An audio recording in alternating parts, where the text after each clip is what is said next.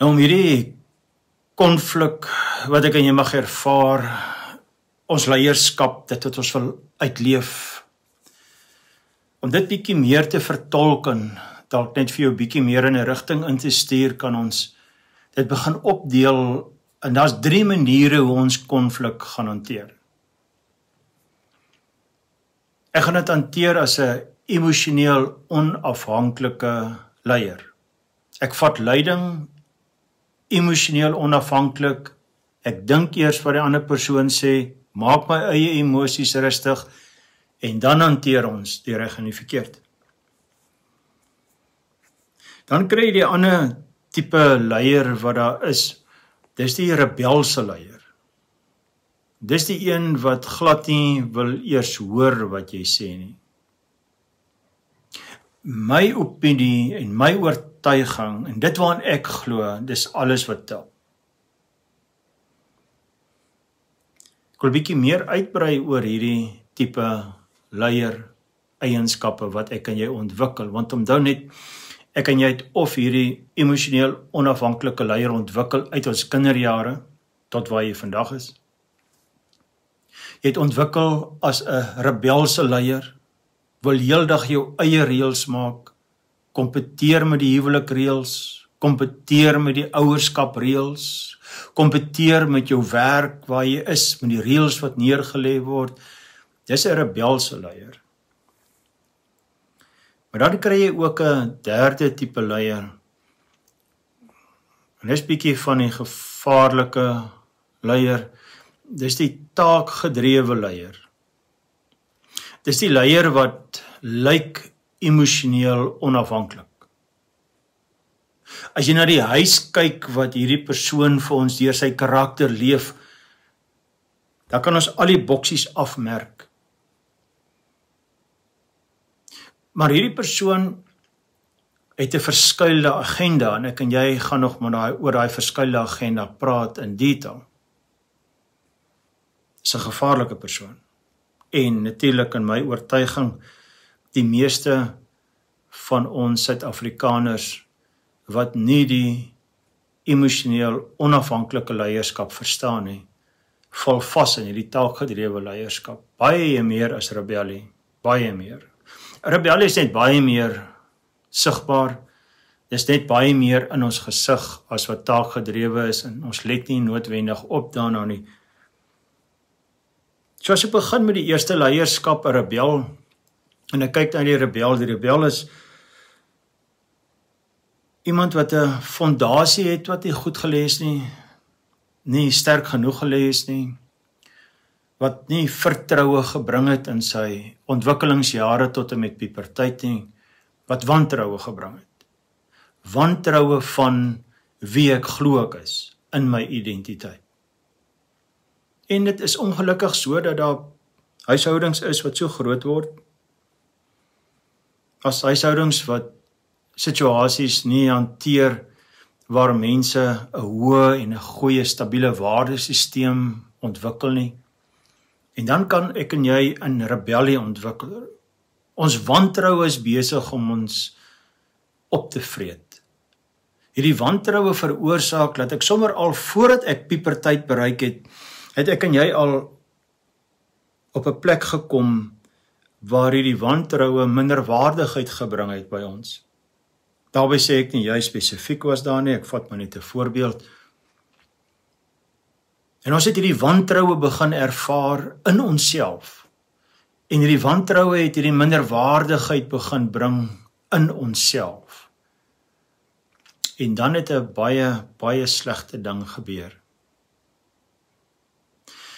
Emosionele eensaamheid het ons begin oorweldig. Ons het eensaam begin voel.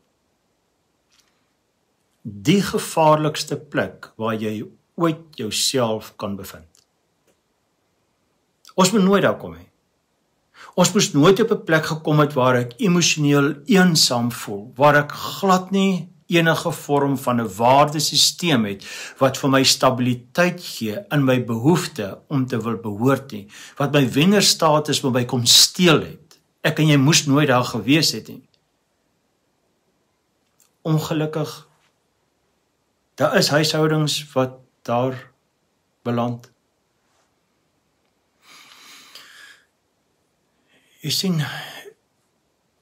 emosioneel eensaam vat my deur 'n plek waar ek die band van vertroue nie verstaan nie. En wanneer ek die band van vertroue nie verstaan nie, wanneer ek die beginsel van dissipline nie verstaan nie, dan loop dit oor na my tienerjare toe. En in my tienerjare gebeur 'n interessante ding. Ek wil mos nou emosioneel onafhanklik groei van my ouers, dis my natuur in my sisteem. En wanneer ek onafhanklik moet groei in daai periode, dan sit ek en jy met die uitdaging dat ek het wantroue. En dan kom ons terug by die storie wat ek laas vir jou vertel het, wanneer ek van my puberteit jare af oorgaan na my volwasse jare toe en my identiteit is nie so sterk nie, dan kan ek gou vir die mense wys hierdie as te ware patetiese emosie, gevoel, wantroue wat in my is nie. Dan begin ons 'n beeld leef na die wêreld toe wat ons nie is nie. En dis hoekom soveel tieners begin in hierdie rebellie wêreld ingaan as gevolg van 'n swak fondasie. Hulle weet nie hoe om emosioneel onafhanklik te groei van ouers. Hulle weet nie om emosioneel onafhanklik te groei, om sterk leiers te wees, wat nog steeds hulle behoefte na behoort kan vervul as 'n leier nie.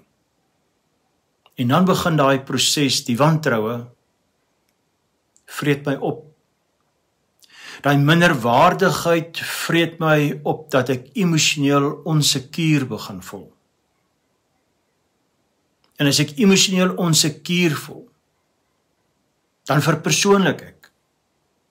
En as ek wil begin verpersoonlik, dan raak ek angstig om oplossings te kry.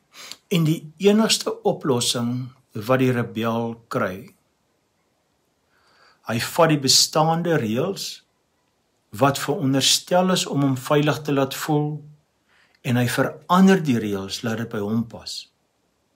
Oor een rede, luister mooi asseblief, net oor een rede, ek wil voel ek behoort in my wêreld. Dis wat ek wil hê. Ek wil net op 'n plek kom dat ek ook voel ek behoort. En dis my reëls. En my reëls pas nou glad nie in by die sogenaamde regte reëls nie. En dan gebeur 'n tweede ding met 'n rebel. Mense begin verskriklik afgaan op 'n rebel en sê vir hom, jy moet uit hierdie wêreld uitkom wat jy jouself bevind. En dan sit die rebel en dan dink hy by homself, my behoefte na behoort. As ek wil uitgaan hierso, gaan my behoefte na behoort vervul word? Nee. Want ek kom daarvan af. Ek vertrou glad nie die reëls wat daar is nie. Dit is nie stabiele reëls nie. Wat gesê word verbaal word nie waarnemend gedoen nie. Dis nie 'n betroubare stelsel nie. So ek hou vas aan my reëls, maak nie saak hoe disfunksioneel hierdie reëls is nie. En dan begin hy die ander reëls blameer vir wat hulle gedoen het en hy leef in ontkenning oor sy eie reëls wat verkeerd is.